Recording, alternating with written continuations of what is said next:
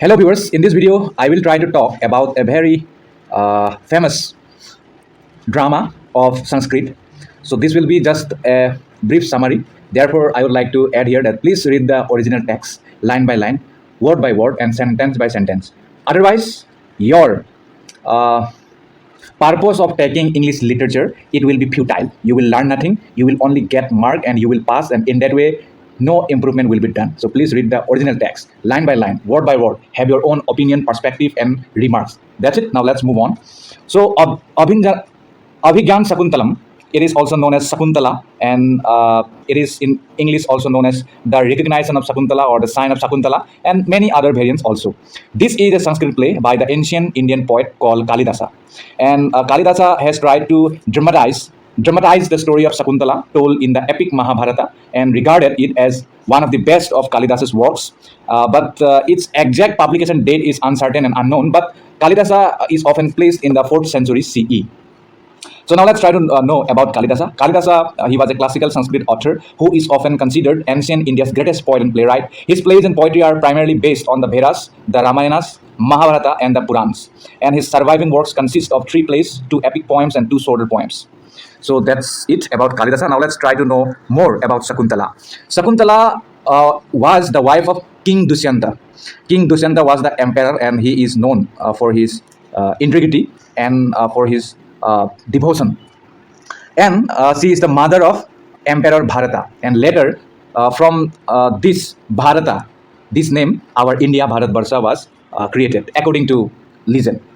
And Sakuntala's story is told in the ancient Indian epic called Mahabharata that we all know. If you don't know, then you have to know, because not in religious purpose, but for the academic purpose and for the knowledge purpose. And many writers have dramatized this thing in their literary works. And one of the famous was this Sakuntala that we are now studying, and it is called the sign of Sakuntala in English and Abhigyan Sakuntalam in Sanskrit and Hindi. So now we have to know who is Dushyanta. Dushyanta was a great king of India in Indian literature, and he was the husband of Sakuntala and the father of the Emperor Bharata. And he appears in the Mahabharata and in Kalidasa's play, The Recognition of Sakuntala, and his name is also transliterated as Dushyanta or Dushyant, and which means destroyer of the evil in Sanskrit language. Okay, so that was a brief introduction about the background of Sakuntala, Bharata, and Dushyanta. Now we have to know how Sakuntala was born and her background, her parents' identity. Actually, once Bhishamatra started to meditate to earn the status of Brahmasri, then the intensity of his penance, it's a kind of repentance, it frightened Indra. Then he feared that Bhishamitra might want his throne, and to end his penance, Indra had sent Menaka, who was an Apsara, to lure him and bring him out of his penance. Penance means, I think most of you know, when you have done something and you now repent it, and you think that you should not have done that, and you now want to reform that mistake. And Menaka had reached Bhisamitra's meditating spot and started to seduce him. Then Bhisamitra could not control his lust and desire, and his penance was broken at the time. Then Bhisamitra and Menaka, they lived together for a few years, and a daughter and son was born to them.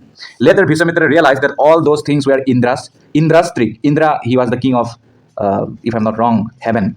And he realized that he needed to control his emotions.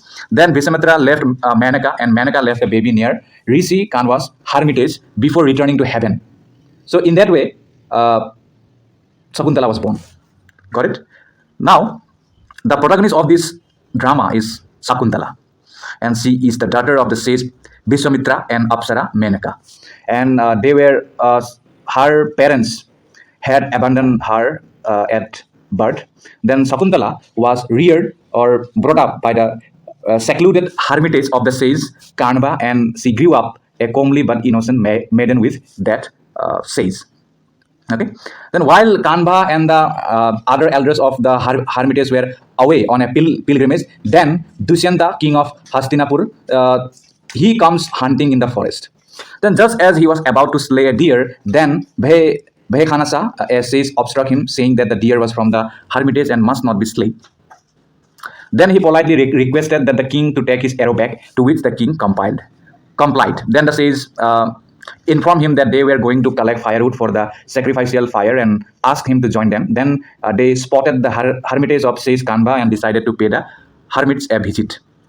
However, the king decided to go to the penance grove dressed up as a commoner. Then he also stopped the chariot further away to not disturb the hermits. Then the moment he entered the hermitage and spotted Sakuntala, he was captivated by her, courted her in royal style, and married her. So they had fallen in love. Soon he had to leave to take care of affairs in the capital of Hastinapur. Then the king gave her a ring, which, as it turned out, would eventually have to be presented to him when she appeared in his court to claim her place as queen.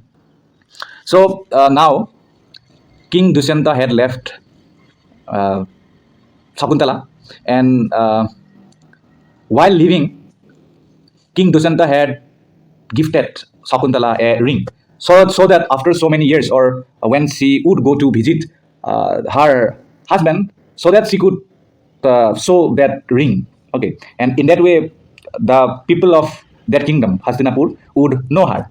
So, and the king would also know her, and it has some legends and some curse that you will, if you want to study more, then you will get to know. Okay, why means the king had gifted her a ring, and why the king had forgotten. Then one day the anger-prone sage Durvasa arrived when Sakuntala was lost in her thoughts, and when she failed to attend to him, he cursed her by bewitching Dushyanta into forgetting her existence. Then the only cure was for Sakuntala to show the king the signet ring that he gave her. Later, she traveled to meet him and had to cross a river. So when she was crossing the river, at that time the ring was lost, and when because it slipped off her hand, and as she dipped it in the water playfully. On the arrival of the king was actually unable to recognize the person he married and therefore refused to acknowledge her. Then Sakuntala was abandoned by her companions, who declared that she should remain with her husband, and they then returned to hermitage.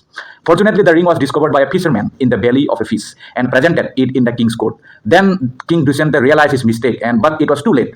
Then the newly wise Dusyanta was asked to defeat an army of Asuras and was rewarded by Indra with a journey through heaven. After returning to Earth years later, Dusyanta had found that Sakuntala and their son by chance and recognized them. There is a many version of this Sakuntala. If we let's read another. In other versions, especially the one found in the Mahabharata, Sakuntala was not reunited until their son Bharata was born and found by the king playing with the lion cubs. Then Dusyanta met young Bharata and inquired about his parents and found out that Bharata was indeed his son. And Bharata was an ancestor of the lineage of the Kauravas and Pandavas who fought the epic war of the Mahabharata. And it is after the Bharata that India was given the name Bharatvarsha, or the land of Bharata. So that is the thing. Okay, I hope you have understood. So if you want to know more, here you can read or take a screenshot. I have gathered it from different sources. Okay. It is not so complicated story, very simple story. Only 3 or 4 characters, they are mattered. They matter, and rest, it doesn't matter. Okay, that's it. Thank you so much.